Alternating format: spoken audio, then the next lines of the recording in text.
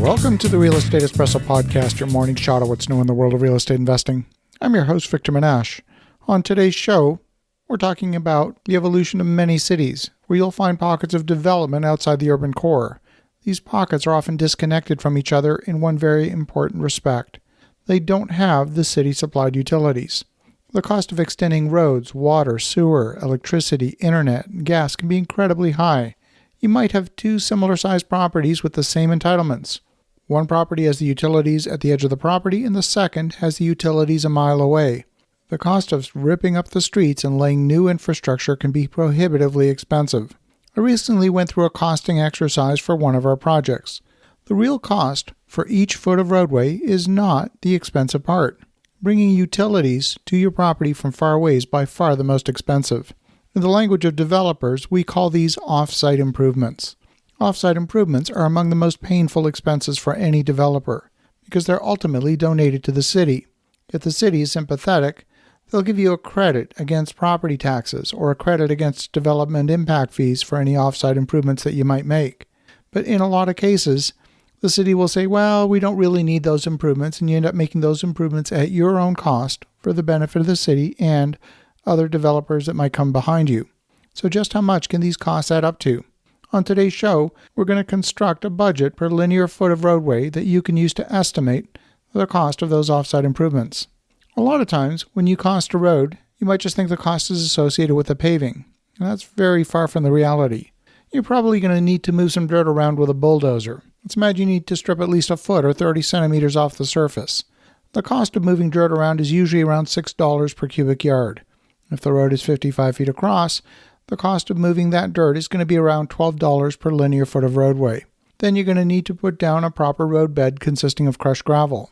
You're going to have to import the gravel, which means bringing it there by truck. All of it together is going to cost you about $18 per linear foot of roadway by the time you import the rock, spread it, and compress it.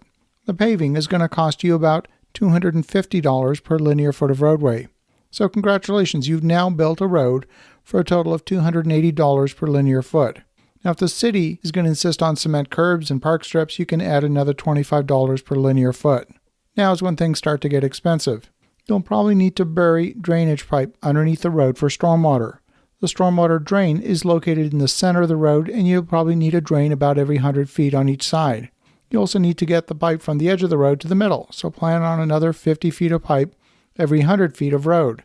The cost of burying the stormwater drain will average around $150 per linear foot of roadway. The water main is going to cost you about $50 per linear foot, and the sanitary sewer pipe will cost you about $75 per linear foot buried in the ground. Fiber optic cable with the internet service provider is going to cost somewhere between $7 to $10 per linear foot. Pretty inexpensive compared with everything else. The electric utility will pay for the expensive part of running electric wire. But if the electric utility is willing to string the wires on poles, they will pay for both the wire and the poles right up to the electric meter at your property. Modern cities don't like overhead poles, so if the wires are underground, you need to pay the cost of burying the cables and conduit. There'll be one 3-inch conduit for every conductor, and some utilities insist on having a spare set of conduit in case they need to make a repair. So that's 6 pipes you need to bury just for the electric utility.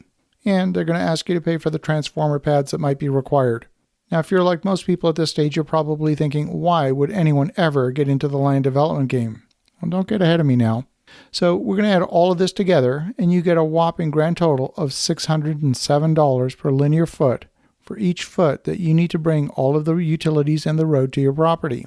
Now, if you need to bring them from a mile away, that total cost is a whopping $3.2 million.